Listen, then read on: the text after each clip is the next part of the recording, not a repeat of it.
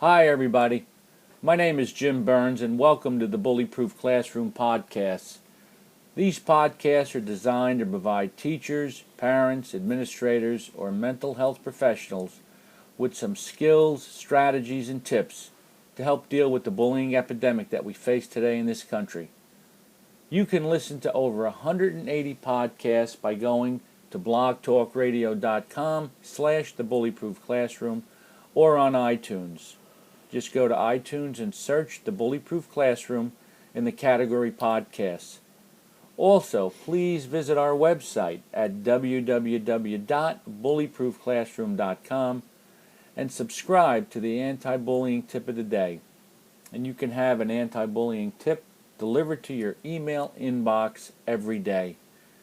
I hope that you enjoy this podcast and ask that you forward it to a friend or a colleague, so we can all do our part in providing a bully-proof and safe physical and emotional climate for our students and our children.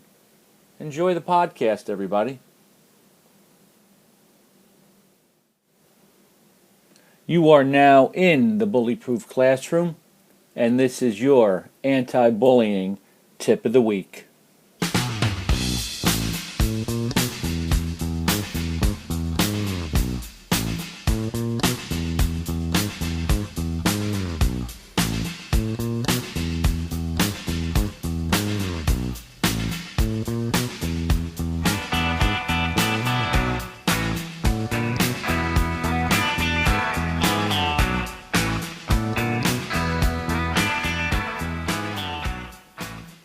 Everyone needs a certain amount of praise and affirmation, and children are no different.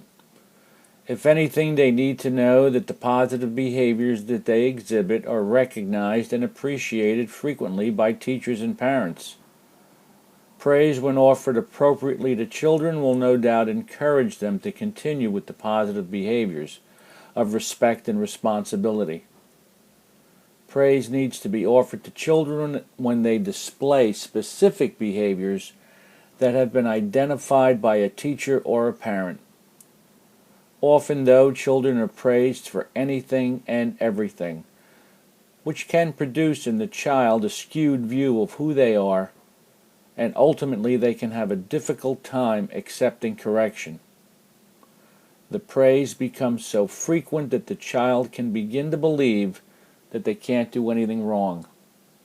A sense of entitlement builds in the mind of the child that is often accompanied by arrogance, with the child developing a disrespectful attitude toward those adults who offer any correction for behavior that is unacceptable. Praise needs to be offered to children, but needs to be balanced with rules and constructive suggestions. Praise, if offered too frequently, can become what I call white noise. During the summer of 1971, when I was 16 years old, my first cousin Jim and I spent a lot of time together at each other's houses. We played baseball and hung out with other kids. I enjoyed the visits, and so did he. He was an only child, and I was the only boy in my family. We had a lot in common, and during this time we were good friends. My cousin wasn't as good at baseball as I was, but he was what I call a rooter. He enjoyed watching baseball and enjoyed watching me play. During one of his visits, I had a scheduled game, and I had to be at the field early, so my dad and cousin came later. During the game, I had 3 hits, including the game-winning hit.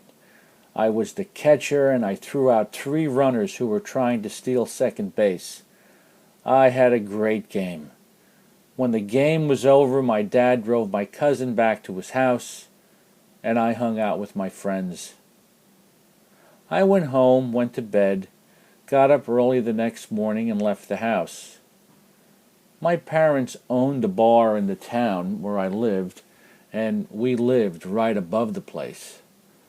The normal routine was that my mother would open the bar in the morning, my father would sleep a little later, then relieve her around 11 o'clock. He would work until about 4 o'clock, then go upstairs and take a nap.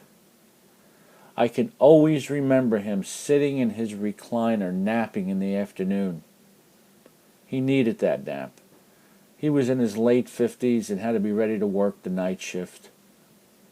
That afternoon I returned home around 5 o'clock to find my father in his recliner, but he was awake.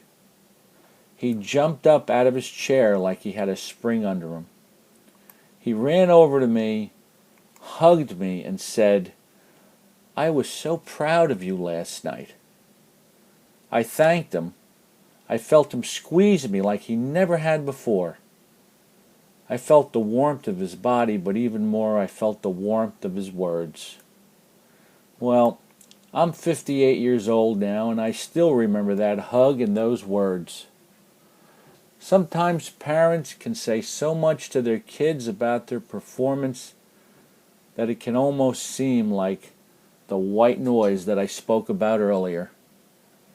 Most kids know their parents are going to speak well of them because, well, they're their parents. But the right words of praise and encouragement at the right time can actually change a child's life. In my case, my dad didn't offer a lot of praise and was very critical of me at times. This experience was life-changing for me. I quickly forgot all the times my father had said critical things to me. As a father myself now, I know I have the power to determine how my own children view themselves. And we should all remember that a father's words do truly make a difference. How does this relate to bullying? The minute a child begins to believe that he can do no wrong and draws the false conclusion that he can say and do what he wants, whenever he wants, his attitude and behavior will and does change towards other people. Praise needs to be given on a 9-to-1 ratio. 9 statements of praise to 1 statement of correction. The relationship that we have with the child can be more important than the amount of praise we offer. If a child doesn't respect us as their parent or their teacher, no amount of praise will change that. The school year is 10 months long. That 9-to-1 ratio should be practiced over the course of the entire year. We need to strengthen the relationship between us and our children or our students by redefining respect and balancing our rules and regulations with love, compassion, and understanding. The definition of respect is having a high regard for the rights and privileges of another person, something that bullies just lack. My name is Jim Burns, and that has been your anti-bullying tip of the week.